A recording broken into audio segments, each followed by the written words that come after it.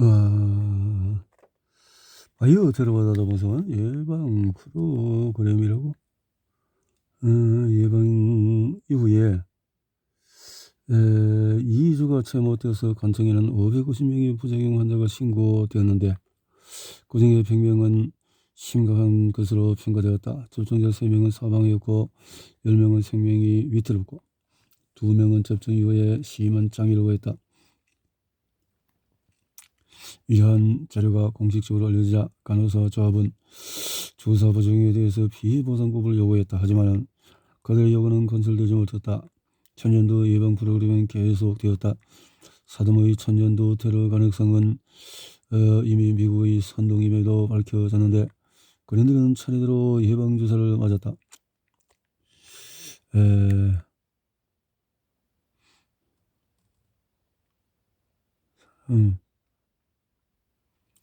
2007년까지도 1200만 명 이상의 신병은 이 위험하고 의미 없는 조치에 복종해야만 했다. 천년도뿐만 아니라 두 번째로 탈 많고 부작용이 많은 탄저균 예방주사도 계획했다. 국가의 자국민 건강에 대한 우려는 당연히 군인들에게 마찬가지였다. 이러한 일련의 조치에는 의학이 군대의 전술과 끔찍할 정도로 2000년에 10월 10일 알래스카의 종합병원을 찾은 한 젊은 여성을 그 예로 들 수가 있다. 무적이나 건강하던 여성은 질 부위에 당기는 듯한 통증을 호소했는데 통증은 며칠 동안은 더 심해지고 있었다. 그녀는 여의사에게 지난 9월 마지막 주의의 성관계를 가졌고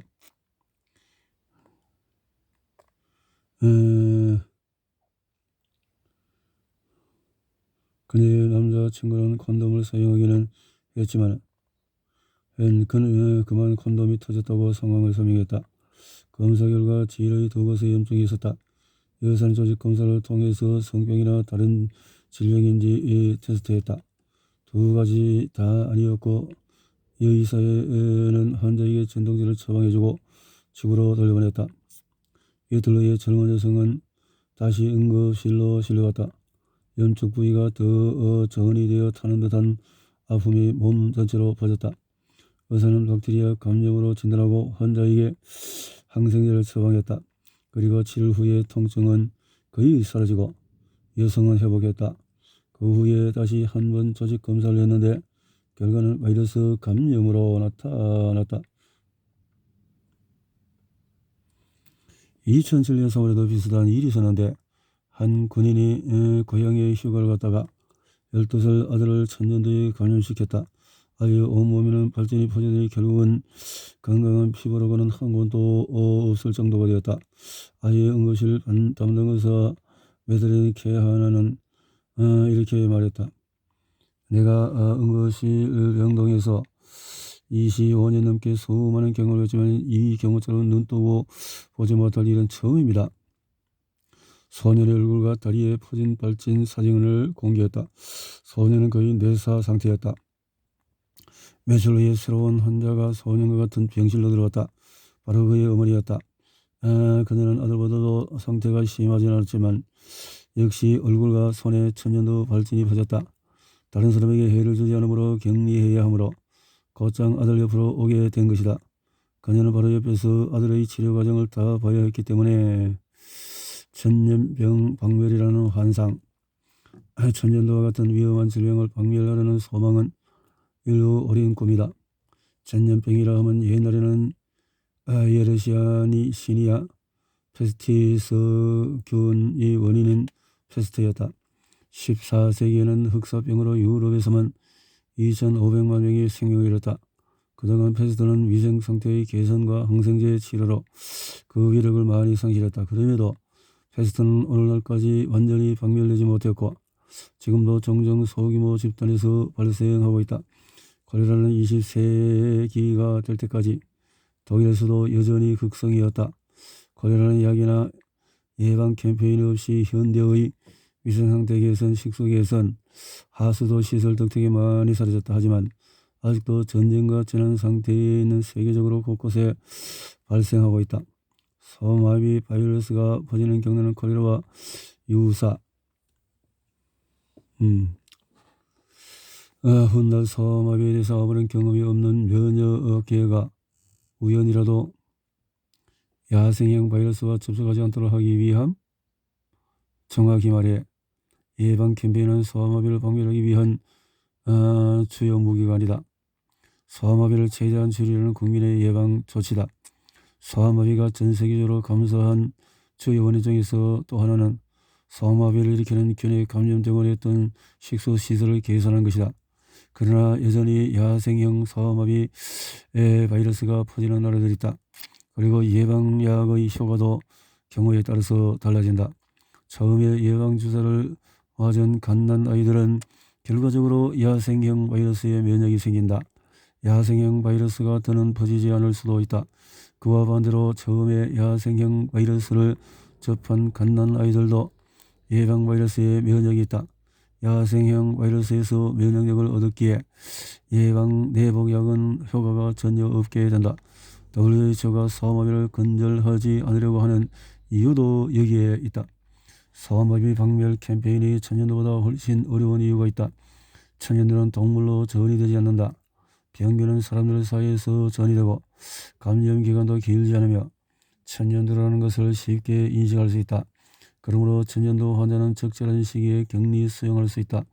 이와는 반대로 소아마비의 경우에 감염 대부분이 인식할 틈도 없이 지나간다. 바이러스에 접한 200명 중에서 1명이 마비 증세로 발전하는데 이 경우에 바이러스가 신경계에 침입하여 운동신경을 파괴한다. 대다수 사람들은 소아마비에 걸렸다는 것을 알지 못할 테고 일반적인 감염 정도로 생각하게 된다. 병균은 분뇨로 오염된 물을 통해서 감염되는데 바이러스는 이러한 물에서 몇 주나 살 수 있다. 마이어는 또한 분뇨를 먹은 파리나 바퀴벌레, 나방이 소아마비 균을 직접적으로 전달할 수 있습니다. 홍역 없는 세상을 꿈꾸며 홍역 바이러스가 필요하다. 인구가 총 25만 명인 곳을 예를 들어보자. 격리된 지역인 아이슬란드에서 홍역은 예방의 시대에는 나타나지 않았고 수십 년 동안 자취를 감추었다. 그러나 병균이 새롭게 등장했을 때 홍역에 익숙한 나라들에 비해서 아이슬란드의 상태가 훨씬 심각했다. 아이슬란드의 페로 제도를 그 예로 들어보자. 1846년 덴마크 여행객이 홍역을 퍼뜨렸다. 당시 살아남아 이 전염병에 대해 기억할 수 있었던 사람들은 나이가 많은 노인들이었다. 그들은 면역이 있었기에 피해를 당하지 않았던 것이다. 몇 주가 되지 않아서 거의 모든 섬 사람이 알아누웠는데 7,782명의 거주장에서 6,000명 이상이 홍역에 걸렸고 약 200명이 사망했다. 이와 같은 상황은 현대 예방 백신 캠페인의 두려운 참상이기도 했다. 자연적인 홍역 항체가 아무도 없는 상황에서 이 질병이 다시 등장한다면 치명적일 수 있기 때문이다. 예방주사를 맞지 않은 어린이도 다시는 감염되지 않았다. 홍역 바이러스는 옛날처럼 주기적으로 창궐하지 않았으며 예방이 잘 되지 않은 지방에만 한정적으로 나타났다. 여행객으로 인한 몇 안 되는 감염의 경우를 제외하거나 예방 캠페인이 활발해진 요즘에는 북아메리카와 남아메리카 전 지역에서 홍역이 사라졌다. 유럽에서는 핀란드가 홍역균이 완전히 박멸된 유일한 나라다. 예방 캠페인이 활발해지기까지 홍역 바이러스는 수백만 명의 죽음을 가져온 원인이었다. 특히나 제3국의 상황은 심각했다. 하지만 이런 나라 중에서도 생활 수준에 따라서 심각도가 달랐다. 서아프리카의 기니비시우와 같은 소아 사망률이 높은 나라에서는 홍역이 주요 사망 원인 중에 하나이다. 그와는 반대로 상대적으로 유복한 세네갈에서는 홍역 바이러스가 그렇게 맹위를 떨치지 않았다. 산업 국가에서 홍역은 아주 드물다. 그럼에도 홍역은 거의 모든 어린이에게 심각한 병이라고 할 수 있다. 면역 체계가 몇 주 동안 공격을 당하면 이은 다른 질병에 대한 저항력이 약해지기 때문이다. 1940년도 이와 비슷한 신장 증후군 극복의 경우가 보도되었다. 신경성 피부염도 홍역 탓에 돌발적으로 치료된 경우가 보도되고 있다. 하지만 전체적으로 볼 때 이런 일이 몹시 드물다. 홍역을 앓고 나면 퇴화하기도 하기 때문이다. 게다가 오늘날 홍역은 예방 홍역 주사가 나오기 이전의 질병이 아니다. 훨씬 적은 수의 사람들이 이 병을 앓는다. 하지만 일단 걸렸다 하면 더 심하게 앓는다.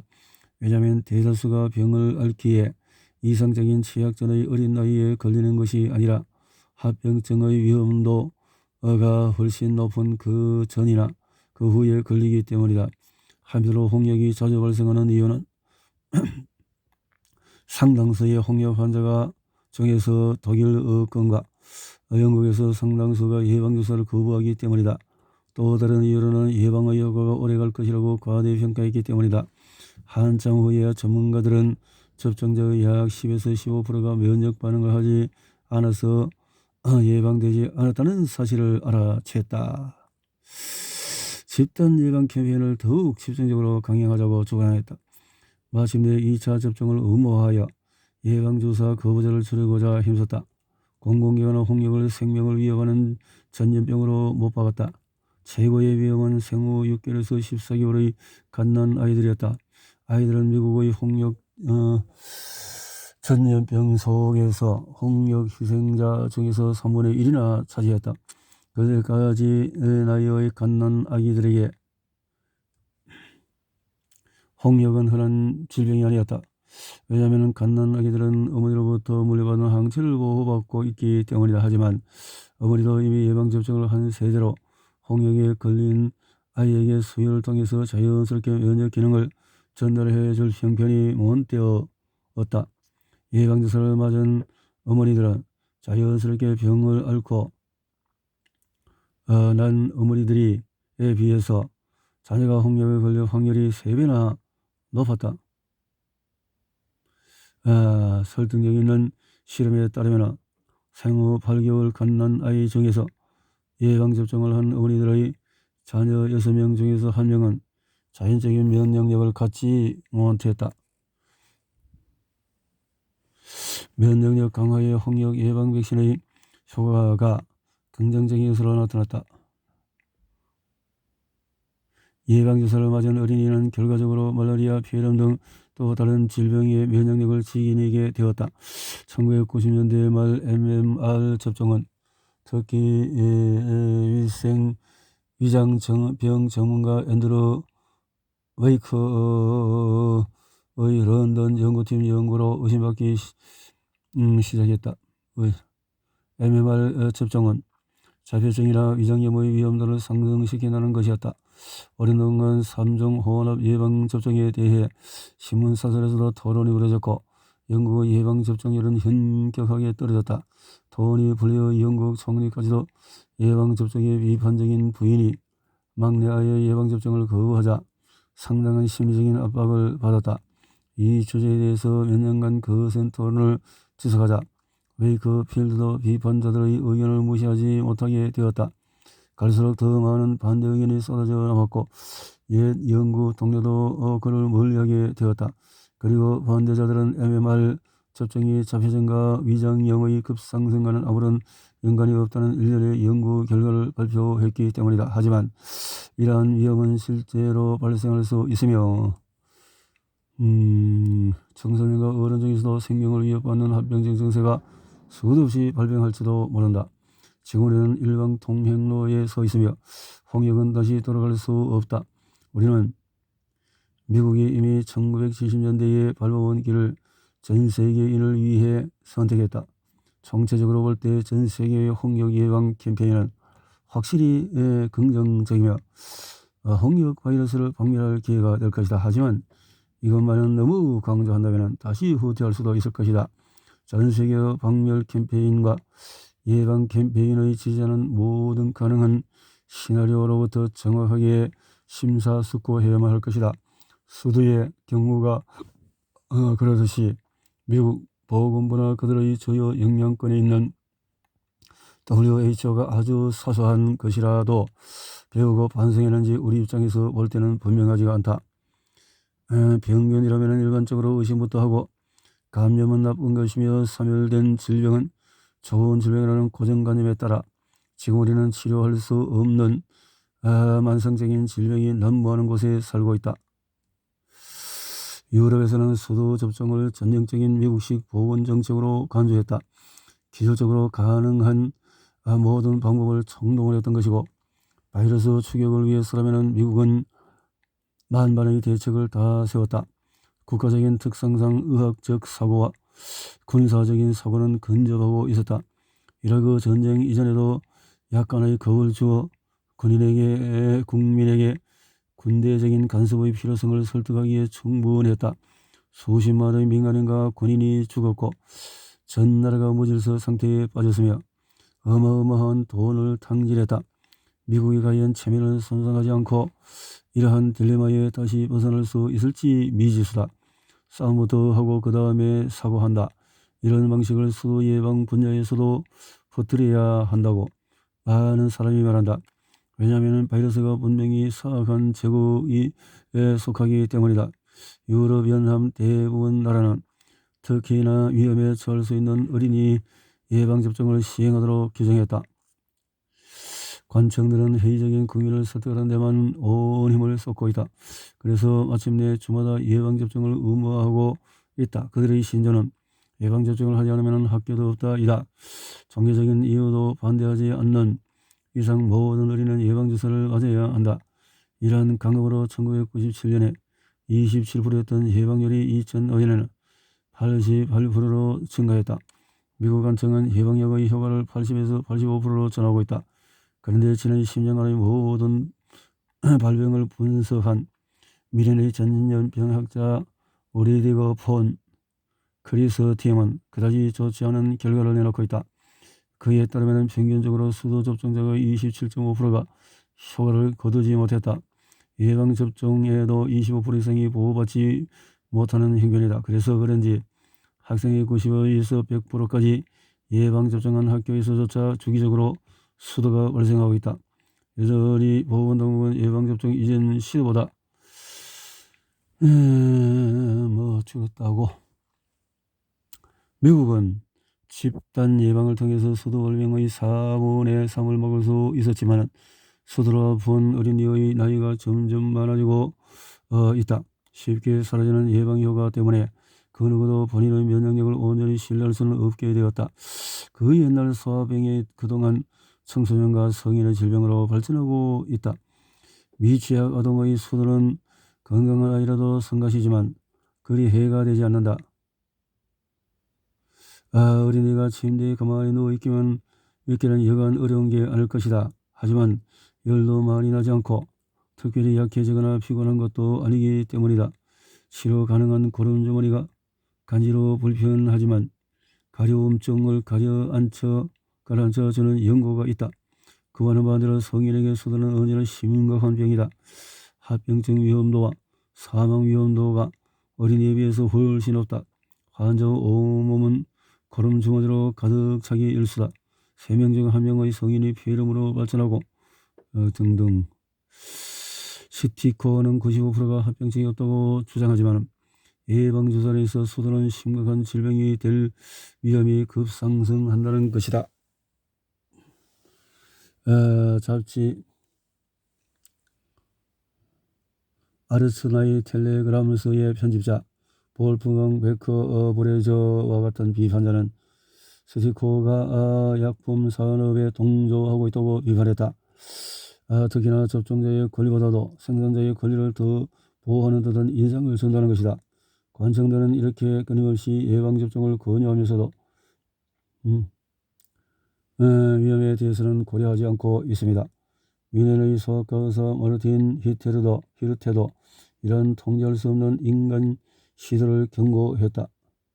수도와 같은 질병들은 훗날 암이나 그 밖의 질병에 긍정적인 영향을 줄 수 있습니다. 라고 말한다. 우리는 다시 돌이킬 수 없는 이를 강요하기 전에 어떤 경우라도 철저하게 살펴야 할 것입니다. 말이 하면은 글락소스미클라인 제약회사의 예도 들어보자. 이 회사는 2006년 8월에 송홍열 풍진 수도 혼합 예방접종을 세계 독점적으로 시장에 판매했다. 여기서 수많은 스티커 직원들과 예방 사업관계가 특별했다. 독립주의 연구소들의 요구에 또 재정관계의 투명성을 스티코가 관여하는 로베르트 코흐 연구소에서는 거부되거나 무시되고 있다. 이렇게 아주 민감한 부분에서 투명성은 교역처럼 생각해야 함에도 간과하고 있는 것이다. 전문가들, 생산자들의 밀접한 관계는 투명성과는 아주 거리가 멀고 또 수도 조정을 권하는 스티커의 결정은 위험하기 그지없다. 풍진의 경우와 유사하게 임신 초기에 면역력이 약한 임산부가 수도 주사를 맞을 경우에 태아의 장기가 손상될 우려가 있으며 사산할 가능성도 있다.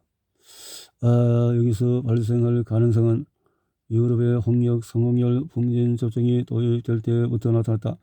임시 1개월에서 4개월 내에 풍진에 걸린 임산부의 장기가 심각하게 손상될 수 있다. 유산하거나 사산하거나 아니면 장애를 낳을 수 있다. MMR 접종을 도입한 이유 중에 하나도 바로 이러한 위험한 풍진 태아 손상의 수를 줄이고자 함이었다. 하지만 예방접종 캠페인의 시작과 더불어 결과는 정반대로 나타났다. 예를 들어 그리스에서는 1993년에 임산부 감염이 일종의 전염병이 되었다. 1950년부터 풍진 태아 손상의 경우가 3명을 넘지 않았지만 1993년에서는 신생아 중에서 25명의 장애아가 기록되었고 그 중에서도 7명이 반년 안에 사망한 것으로 밝혀졌다. 이러한 전염병 풍진의 원인이 무엇인지 학자들은 연구하기 시작했는데 놀랍게도 발병 인자를 MMR 접종에 찾았다. 이전에는 풍진을 앓는 나이가 평균 8.5세였다면 1993년에는 이미 15세 이상이 64%를 차지하고 있다. 이런 결과에 따라서 당시 그리스의 접종률은 70%에 달했으며 대체 교수는 실효성 없는 일이라고 비판했다. 질병을 성공적으로 감소시키지 못했을 뿐만 아니라 감염은 줄었지만 환자들의 나이대는 높아졌다는 것이다. 90% 이상에 이르는 MMR 접종의 높은 접종률로 예방접종률은 그 다음 해에도 계속 상승했고 오늘 그리스에서는 풍진이 완전히 사라졌다. 소드는 바이러스가 완전히 사라진다는 것이 생물학적으로 불가능하다. 하지만 정말로 해가 없는 소아병을 건강에 해가 되는 위험한 병으로 만들어가고 있다. 그런데 이런 상황은 스티커가 일조했다고 할 수 있을 것이다. 독일은 치료제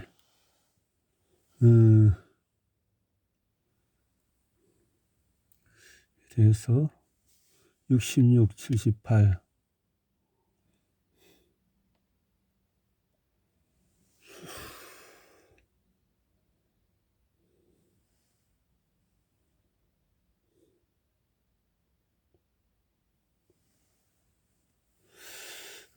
또 이렇게 많은 것들이 있다. 수은의 맥록의 전염병을 불태우고 몸속에서 질병 요소를 완전히 말려버리고 녹여서 똥으로 분비하게 한다. 매독 치료로 수은을 발견해서 이렇게 했다는 거죠. 환자의 입은 궤양에 걸리고 악취가 나는 침이 과다하게 분비된다. 환자들이 엄청나게 고통을 겪으며 많은 사람이 치료 후에도 통제할 수 없을 정도로 몸을 떠는 수전증을 앓았다. 그래서 개발도상에서는 WHO 건강 공무원을까지도 사용하고 있다. 수은과 자폐증 가다 행동적인 연관성은 지난 10년 동안에 이렇게 연관성에 대해서 연구가 되고 미국의 공식적인 부작용 신고 시스템에서 의사들과 해당 부모들이 발전 장애의 첫 증후와 접촉 시기와 시간상 연관성이 있다고 보고하는 경우가 허다했다. 갈수록 많은 사람이 수은에 대해서 연구하고 있다. 건강 아이의 베넷머리가 자폐증 어린이의 베넷머리 수은 함유량보다 거의 8배나 높았기 때문이다.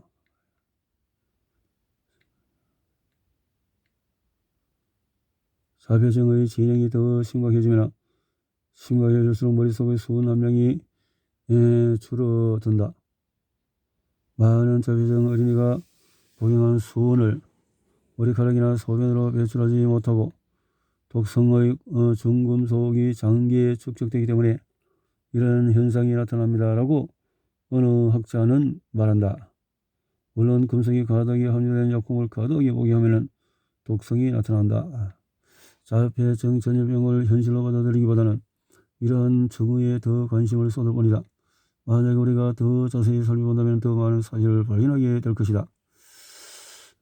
이것을 질병통제센터에서도 실감하고 있다.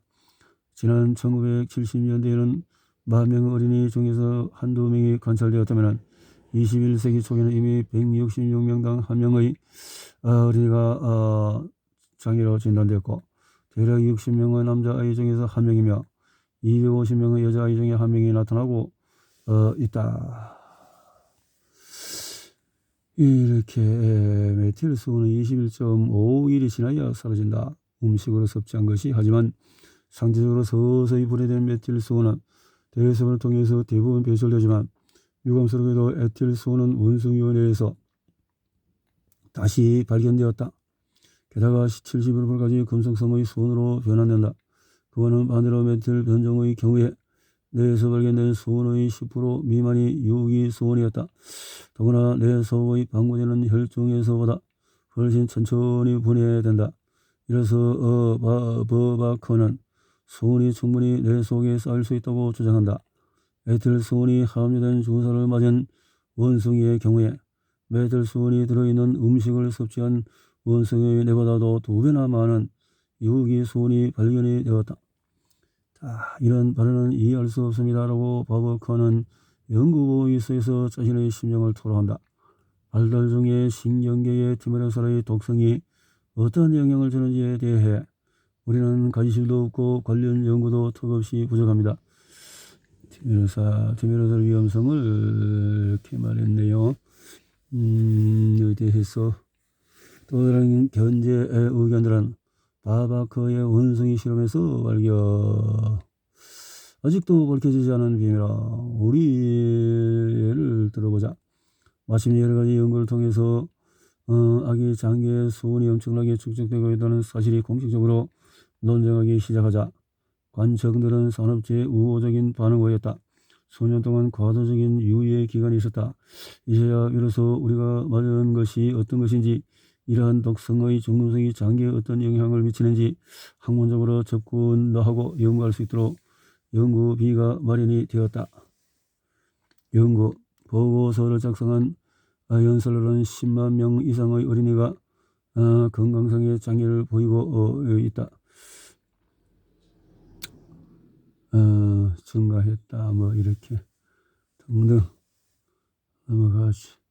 더럽고 하찮은 알루미늄의 비밀은 예를 들어서 사용 역사가 70년이 훨씬 넘었는데도 알루미늄과 항원 간의 물리화학적인 상호작용에 대해 그다지 아는 바가 없다는 것과 몸속 장기에서 알루미늄의 생물학적인 효과가 정확히 어떤 것인지 아직도 연구되지 않았다는 것이다.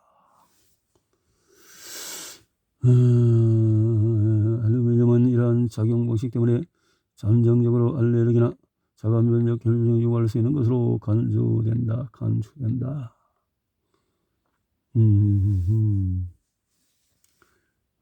써봅시다. 뇌와 척수의 세포 손상을 분석했더니 알루미늄 생기는 그야말로 절망적이었다. 운동신경과 근력을 조절하는 뇌 구조에서는 신경의 35%가 죽어 있었고 뇌와 척수의 수많은 신경세포가 용해되어 있었다. 라고 했네요. 용해되어 있었다. 새로운 병균의 출현할 때마다 이렇게 뇌염소와 학사들은 이런 면밀히 연구하고 성공률 등등등등 건강한 사람들에게 접종할 경우에 그들의 면역 체계는 그전까지는 눈에 띄지 않던 자체 미생물 지역이 박테리아에 대해서 날카롭게 반응한다 해서 예상하고 있다. 항생 물질의 내성이 생긴 균은 오랫동안의 병원에만 있는 균으로 취급했다. 노인들은 젊은 사람들에 비해서 4배나 높은 감염 위험도를 보이고 있다. 해마다 거의 10만 명의 중환자가 발생하고 있다. 그중에 20%가 사망한다.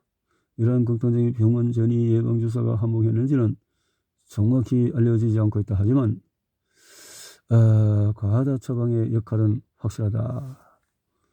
총 18개의 항생제가 소용이 없었다. 어떻게? 2가지 여러 번 반복적으로 중이염을 앓는 어린이의 고름을 자세히 조사한 결과 폐에 구균이 발견되었는데 총 18개의 항생제가 소용이 없었다고 했네요.